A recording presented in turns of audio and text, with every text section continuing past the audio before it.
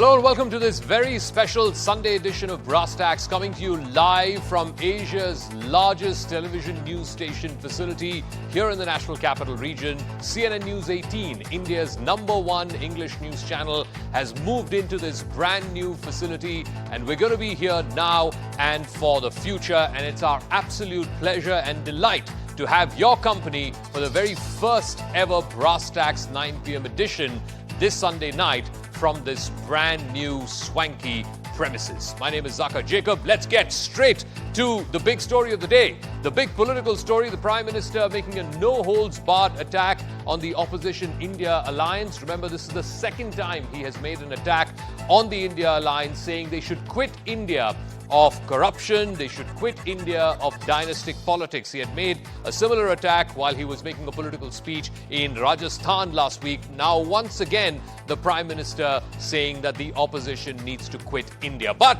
the opposition is not sitting quiet. They are hitting back, saying they are the ones who are protecting the very idea of India, and it's Mr. Modi and his government that are responsible for a democratic backslide.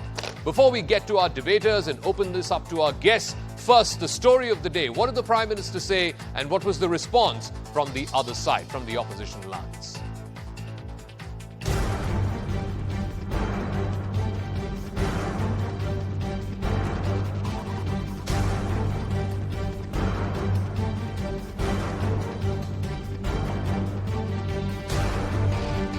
आज पूरा देश हर बुराई के लिए कह रहा है, quit India. चारों तरफ एक ही गुंज है, corruption, quit India, dynasty, quit India, appeasement, quit India.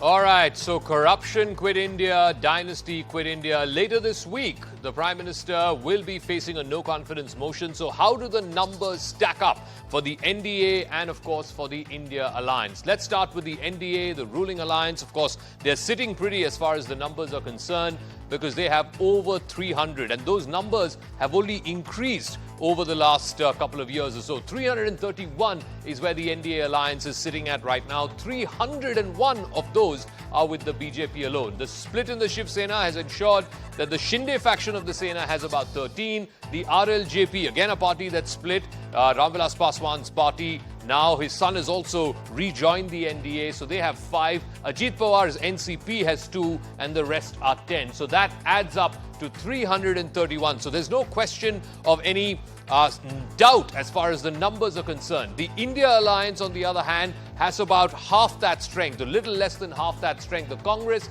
has 49. The TMC has 23. The DMK has 24. The JDU, remember the JDU fought with the BJP in the last Lok Sabha election, they have 16, and the rest have 28. So together it adds up to 140, roughly about less than half of what the NDA has. So the no confidence motion is not about the numbers, it's more about perception. And then you have a bloc of about 60 odd seats of parties that are neither here nor there. Remember, the YSRCP and the BJD both have generally tended to vote with the government, including in last week's ordinance bill. That was the Delhi ordinance, which later became a bill, and that was passed in the Lok Sabha by an overwhelming majority. The YSRCP has 22, the BJD has 12. Both of those parties voted with the government. The BSP, 9 seats. The TRS has 9. TRS likely to vote against the government and for the no confidence motion this week, and the remaining are 13. So this block of 65 also becomes important, not so much in terms of the no confidence motion being adopted or the confidence motion actually going through, but it will clear everybody's stand. It will clear where the YSRCP, BJD, BSP, TRS and other smaller parties are when it comes to standing with or against the Modi government. So that is where things stand right now. So a big political attack ahead of that no confidence motion, and possibly the participation of both Prime Minister Modi and Rahul Gandhi, who just last Friday, got a major reprieve with the Supreme Court staying the conviction in the defamation case. Will he now be reinstated as MP, and will it happen soon enough for him to take part in that debate? Joining us now on the debate tonight here on Brass Tacks, we have a full panel. RP Singh, BJP National Spokesperson; Mohan Kumar Mangalam is Congress Spokesperson; Nalin Mehta, Group Consulting Editor with Network 18; and Rashid Kidwai, Senior Journalist and author who tracks the Congress Party. Mohan Kumar Mangalam, let me start with you first. You know, when the India Alliance, the name was formed in Bengaluru when the group of parties met a few weeks ago, it was thought that, you know, it was a master stroke and the BJP will find it difficult to sort of attack the India Alliance. For 2 weeks now, last week and now, the Prime Minister has used this framing of quit India of corruption, quit India of dynastic politics. What is your response to the way he has framed this narrative? No, I'm actually amazed that the Prime Minister can even talk about the Quit India movement, given that his predecessors, whether it was someone who he calls Veer Vinay Damodar Savarkar, the Hindu Mahasabha, the RSS, found common cause with Muhammad Ali Jinnah's Muslim League and actually supported the British during the Quit India movement when the rest of the country was asking the British to leave. In fact, when Congress resigned from all the governments that it was part of in all the states, the Muhammad Ali Jinnah's Muslim League and the Hindu Mahasabha got together and formed governments in Sindh in the Northwest Frontier province. So the only thing that the BJP and the predecessors quit was the Quit India movement itself.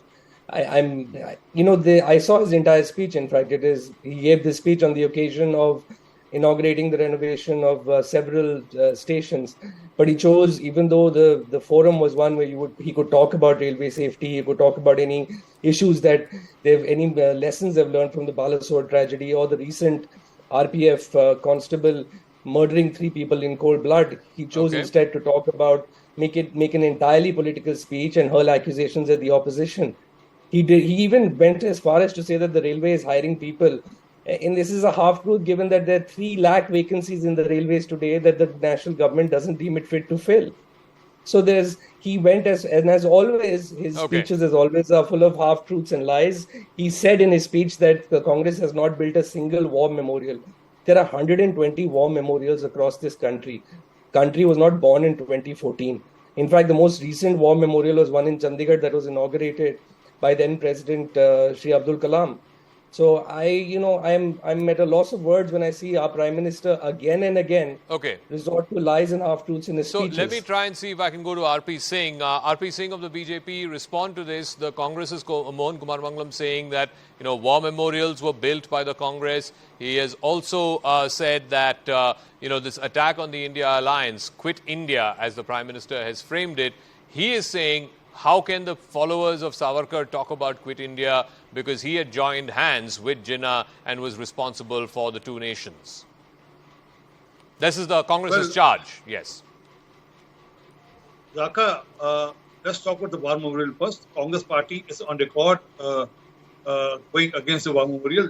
When we shifted and built up that big war memorial with the Kargil heroes and 1971 heroes and all more details about all those Indian Army heroes who laid their lives for the India, they were the one who opposed it. And then even recently, in one of the debates, one of the TV panelists their person who represents them in their party on the TV, they also opposed, they also mocked off it, that saying that war memorial has been shifted without any reason and all. That's just stated stand on war memorial. But coming to Quit India, don't you want India, the corruption should quit India or not? I mean, what's wrong in it? Let's talk about the subject as on date. Is there any harm when we talk about that people who have been charge sheeted, people who have been convicted, they should be quitting India? People like Lalu Yadav or people like Tejasvi Yadav or even for that regard Rahul Gandhi and Sonia Gandhi who are out on bail, or for example Mr. Kejriwal's 2 ministers, Satinder Jain and Sisodia, who are in jail right now. I mean, all ministers of TMC who are in jail, and then the nephew is being inquired by the ED and other agencies. So all these are together only because of the corruption. That's the basic issue. The concern is that after 70 years, can we run this country with people who are deep neck in corruption, and can they lead this country? That's the question. They have just come together only because to safeguard themselves from all these cases. Had these cases not been there, they would not have come together. One. Secondly, also, that majority of them are all people who hail from dynasty. The parties are led by the dynasty. I mean, whether it's the Congress or whether it is the RJD or whether it is the TMC. All right. So, or whether it is the DMK. I mean, all these parties are led by dynasts, and only to safeguard their dynastic corruption interest. RP Singh, Mohan Kumar Mangalam, just give me a moment. I'm going to open up a latest tweet that has come before I go to Nalin Mehta and to Rashid Kidwai. This latest tweet has come from the Vice President, Jagdeep Dhankar. He has just put out this tweet, and I'm going to read from it from our Twitter screen here. Parliament is a temple where debate, discussion and dialogue must take place. That's what the Vice President has just tweeted. No one expects Parliament to be engaged in disturbance. You want your representatives to function in the national interest. Jagdeep Dhankar was speaking at a function of the Ministry of Culture. He's also subsequently also posted more from that particular thread. And I just want to open his official Twitter page where he says, just scrolling down, there you go. Some among us make sinister efforts with pernicious motives to taint, tarnish and demean our institutions. Attend to their point of view. If convinced otherwise, never hesitate to neutralize anti-Bharat narrative. So that is what the Vice President of India, Jagdeep Dhankar, has just tweeted. He was speaking, of course, at a Ministry of Culture event. Let me go back to our guests, to Nalin Mehta and to Rashid Kidwai. Nalin Mehta, you know, again, it comes back to this whole framing of the narrative. And clearly, Mr. Modi is a master when it comes to, you know, shaping narratives ahead of the big 2024 election. Do you see this sticking? You have the Opposition India Alliance and you have the Prime Minister now for the second time in about a week or so repeating this quit India line of attack against the opposition. Is that working on the ground? Are people buying into that framing of narrative? So, first of all, Zaka, I think you're right in terms of creating a narrative for 2024. You know, you can also see echoes of this in what he tried in 2014, what the BJP did very successfully in 2019, which was this Namdar versus Kamdar trope. I think these three keywords, corruption, appeasement, dynasty, they kind of signify what the BJP is trying to distinguish itself from, right? Appeasement is very much a dog whistle, if you like, for Hindu nationalism. Corruption is kind of making a distinction between the Congress with the dynasty with the BJP. I'm not sure after 2 terms in power. Look, this will appeal to the core voters. It will appeal to a large bunch of BJP voters for sure. But I'm not sure this necessarily has an appeal to a much larger group of non-aligned voters, except but I think what the BJP is betting on and what the Prime Minister is betting on is that as long as the India Alliance or the Opposition Alliance does not have necessarily a very clear leader and a very clear alternative to Mr. Modi in a presidential kind of contest, then you can always put the question of Modi versus who, and in that context, then all of these things they can align the narrative in a particular manner. I think that's what the Prime Minister is trying to do. So Rashid, what is then the opposition's counter narrative to that? We're going to have the no confidence motion. I just gave out the numbers on our screen before the debate began. So it's not a question of the numbers game. Clearly, the opposition doesn't have the numbers. The BJP has the numbers. The NDA has the numbers. So if that is not the reason why there's no confidence has been brought in, and the only reason was to make the Prime Minister speak in Parliament, he's going to use the forum of Parliament. He's going to use the platform of Parliament to once again shape the narrative for 2024 and show the opposition in bad light. And if it's going to be Rahul Gandhi versus Narendra Modi in terms of a narrative shaping battle, speeches from the floor of the House, clearly Mr. Modi has the odds on Mr. Gandhi because he is a much better orator. We've seen that in the 2018 vote as well, and we could likely see this now in 2023. Rashid. Yeah, so Zaka, you're absolutely right in terms of that. Mr. Modi is a fabulous speaker, and he's a very good orator, and he has the ability to lead the attack. But whole Rahul Gandhi episode, this is disqualification and subsequent court pronouncement, etc., have not, covered BJP in glory. So, first of all, the point is whether Rahul Gandhi is going to be back tomorrow. There is going to be delay, and there's going to be a lot of controversy and bad blood between opposition and the ruling party tomorrow and day after, before the no confidence motion is taken up. As a citizen, Zaka, sometimes we wonder, when Prime Minister speaks against corruption, what is the rate of conviction in political cases of people who are corrupt?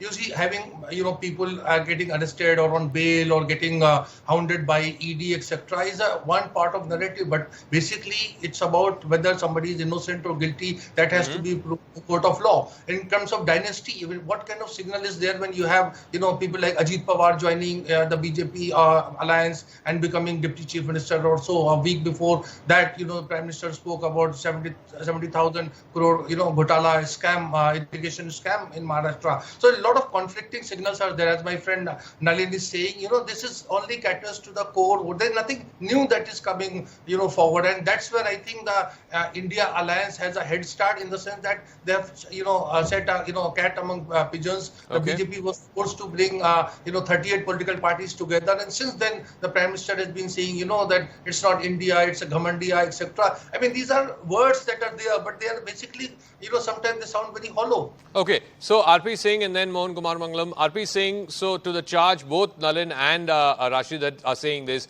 there's nothing new that is being offered. At least in the case of the India Alliance, they're offering something new. These parties have come together. You could argue their sole intention is to dislodge Mr. Modi, to dislodge one man. But what is it that the Prime Minister, the BJP, the NDA, what is it new that you're offering to the people of India? Well, I'll answer that also. But before that, let's talk about this no confidence motion also. No confidence motion has already we have seen what's happened in Lok Sabha. Tomorrow we'll see what will happen in Rajya Sabha. Where is the no confidence motion?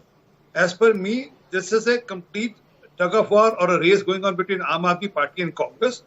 Kejriwal said this is going to be semi-final. I mean, a big narrative was built that this is going to be semi-final, and this will finish Prime Minister Modi, and then this will lead to a good final day. So this was the target of Mr. Kejriwal, and then he went to each and every leader of the opposition. He went to each and every door of the leader of the opposition and convinced them, let's play this semi-final and finish Prime Minister Modi. But Congress thought it otherwise. Congress took it otherwise. That if Kejriwal is able to succeed in projecting himself as a person who's playing semi-final, then where will Rahul Gandhi go? And that's why vote of no confidence was brought in. I mean, there was no other reason for it, because Mr. Thankar and then our Om Birla ji has categorically said, let's discuss, and then Amit Shah ji has said, let's discuss Manipur. I mean, it was not for Manipur. Objective was there's a race going on between the two parties also. So, Mohan Kumar Mangalam, final word. The objective of the no confidence was not to speak or discuss Manipur. The objective was this competition going on between opposition parties. And now, all the more so, after Rahul Gandhi's the conviction has been stayed, it now paves the way for him to return to Parliament. Clearly, in the India alliance, he becomes the odds-on favourite to be the leader of that alliance. That is not something that Mamata Banerjee or Arvind Kejriwal or even a Nitish Kumar might be particularly comfortable with. So I don't think any of the members of the India alliance are worried about Mr. Gandhi returning to Parliament. In fact, I think everyone tweeted welcoming the verdict and welcoming him back to Parliament as and when the Lok Sabha Secretariat reinstates him in Parliament. I'm not sure where this semi-final logic is coming from. I actually didn't understand what he was talking about. I will say, though, comically enough, that maybe what the Prime Minister meant when he said, corruption needs to quit India, he was talking about corruption quitting the India alliance and going to BJP, because they have the biggest washing machine, whether it is Ajit Pawar, whether it is Himanta Sharma in Assam. All these people were accused of corruption, and Mr. Modi spoke very eloquently at election rallies, and Mr. Amit Shah did, about them being corrupt and, seeped in corruption. And as soon as they went over to his side, they all became, white as milk, if you will. Okay. And the other All thing right, I want I'm to say is completely that out as of far as time. Sorry for dynasty the is truncated concerned, debate tonight. Mohan Kumar Mangalam, RP Singh, Rashid Kidwai, and Naren Mehta. Many, many thanks indeed for joining us. It is going to be a big, big week in Parliament this week because you will have the no confidence motion. You will hear from the Prime Minister, and possibly you could even hear from Rahul Gandhi. But we've got big breaking story coming in from Pakistan, and this is courtesy our investigations editor Manoj Gupta, who's getting you the inside track a day after Imran Khan was arrested. Now we're getting the sense of why this particular move happened. Remember, we're given to understand now that on the 9th of August, that's going to be later this week, the Pakistan National Assembly, the parliament there, is going to be dissolved, and we're given to understand that fresh dates for elections will be announced. This is exclusive input that's come in from our investigations editor Manoj Gupta. He's learnt that August 9th, the Pakistan National Assembly will be dissolved. The interim government, the caretaker government, will be announced, and also the date for elections. The critical one, of course, is that Nawaz Sharif could likely return in September, and that would pave the way now for elections to happen sometime in the latter half of the year, possibly October, maybe even November. Let's try and get some reactions going in on this story. I believe Shahbaz Sharif, the current Prime Minister, has spoken on this issue. मैं 9 तारीख को अपनी हुकूमत यानी assembly को dissolve कर दूंगा। बाकी फिर अल्लाह के हाथ में है। उसके बाद इंटरिम गवर्नमेंट आएगी और फिर उसके बाद इलेक्शन होंगे। All right, Abhishek Jha, my colleague, covers the MEA for us. Abhishek, bring us up to speed. So is it now paving the way, for the dissolution of the assembly, and also paving the way for Nawaz Sharif to return so that he can contest in the elections? Because yesterday you had Imran Khan being arrested. Now the road is being cleared. Of course, it looks like the government, the incumbent government, is very clear on how it is going to go ahead with the upcoming general election. The caretaker government is being rumored for a very long time that Shahbaz Sharif will be handing the charge to caretaker government. The only obstacle has been a consensus leader. Ishaq Dar is the candidate that PML has been proposing, but PPP, Asif Ali Zardari faction, has been not very keen on having Ishaq Dar, who has a very close relation, family ties with Nawaz Sharif's family. So that is one reason why this caretaker government's announcement probably has not happened so far, and who will be the caretaker government. All right. Nawaz Sharif also in the recent week. Okay, Abhishek, we'll leave it at that. We'll see how the story plays out. If it does indeed pave the way for Nawaz Sharif to return and take part in the elections, then it's clear that the intent behind arresting Imran Khan was to do exactly this, for a change of guard, as it were, in Pakistan. That's a wrap of this Sunday edition, this very special Sunday edition of Brass Tacks from our brand new swanky facility here in the National Capital Region. This is going to be our new home for now and for the foreseeable future. If you've been tuned in to this first edition of Brass Tacks Sunday from this new facility, thank you very much for your time. I'll catch you again tomorrow night, same time, 9 o'clock, for another edition of Brass Tacks.